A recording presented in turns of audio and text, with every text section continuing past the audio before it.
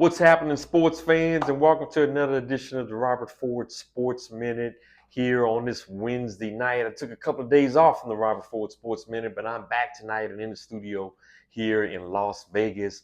You all know the drill. If you're watching this on stories, go to my Instagram or Facebook page or even my TikTok page if you want to see it in its entirety, because I'm going to be talking about some NFL, but I'm going to start with the NHL here really quick. And Connor McDavid, still no contract extension for the NHL star player between Connor McDavid and the Edmonton Oilers, right? His contract expires next summer, right? He is the star player, and I still believe he's going to sign at least a 2 to 3 year extension with Edmonton, right? He's going to give them an opportunity to build some pieces around him, but I believe if he doesn't win a championship at Edmonton in the next couple of years, he will look to go elsewhere. So stay tuned in that situation.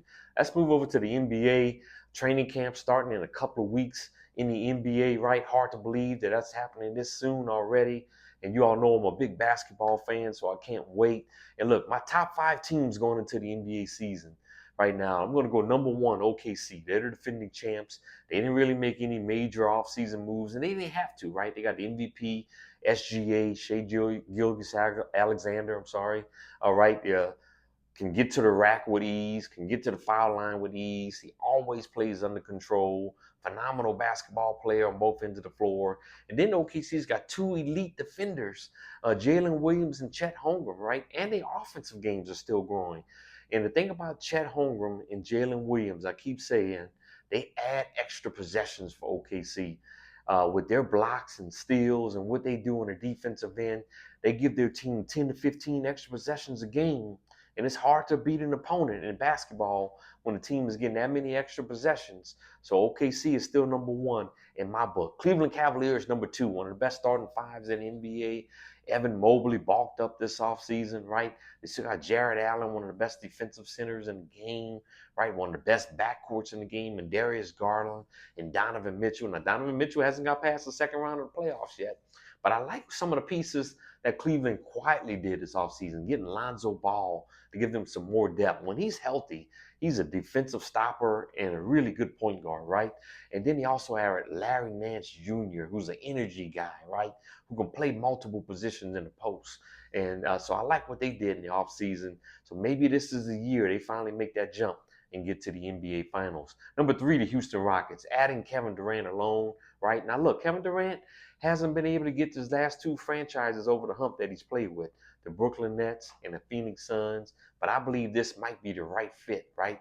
And the reason why I say that, he's got Fred VanVleet, another veteran player, Alperen Sengun in the middle, and he's got elite defenders on his team, right? Amon Thompson, just to name one, right? So he's got elite defenders around him. He won't be asked to do a whole lot on both ends of the floor. Hey, Kevin Durant, just go out there and get us buckets when we need you to get us buckets, right? So the Houston Rockets will be number 3 for me. The New York Knicks, number 4, right? The Knicks only played 6 guys in the playoffs during the so they needed more depth. And I like what they did going out and getting Gershon Yabusele from the Sixers. You know, he was a big impact player for the French national team in the Olympics last summer, right? So getting him, he's a physical big. And then I like what they did by getting Malcolm Brogdon, a veteran guard who could help them coming off the bench, back up Jalen Brunson, right? And then they also went out and got Jordan Clarkson, a guy who come out and shoot the rock, right? He can come off the bench and give you 15, 16 points, right? So I like what the Knicks did by adding some depth to that bench. And number 5, the Denver Nuggets, getting Cam Johnson alone from the Brooklyn Nets was a huge deal, right? You know, they traded Michael Porter Jr., who's a tremendous athlete and still has some upside and potential. But he will show up one night and maybe take 3 nights off. Then he'll show up another night and take 4 nights off, right? So he just wasn't consistent. But Cam Johnson will be able to consistently knock down 3-point shots, especially when Nikola Jokic is drawing double teams. That was a huge addition and quiet addition for the Denver Nuggets. They're back at number 5, in my opinion. Also in the NBA, look, we still got Kawhi Leonard's situation out there with the Clippers being investigating. This is a serious matter that's being monitored closely.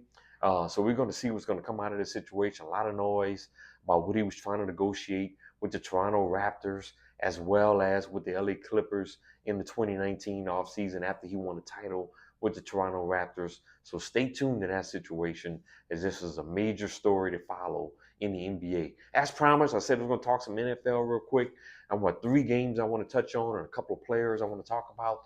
Let's start off with Justin Fields. He's out this weekend with a concussion, right? That's a huge blow for the New York Jets as they go on the road against the Tampa Bay Bucks.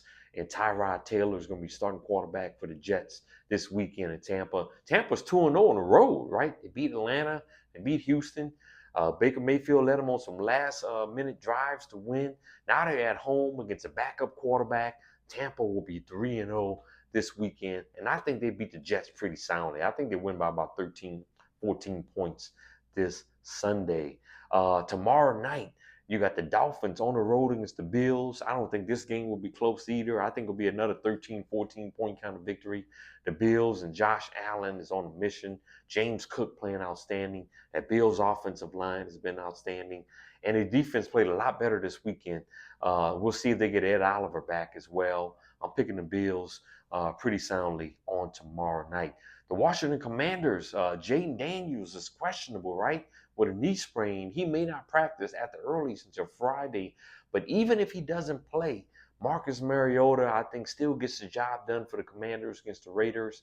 They're at home. That's a tough road trip for the Las Vegas Raiders to be traveling across the country. I'm picking the Commanders, whether Daniels plays or not in this game.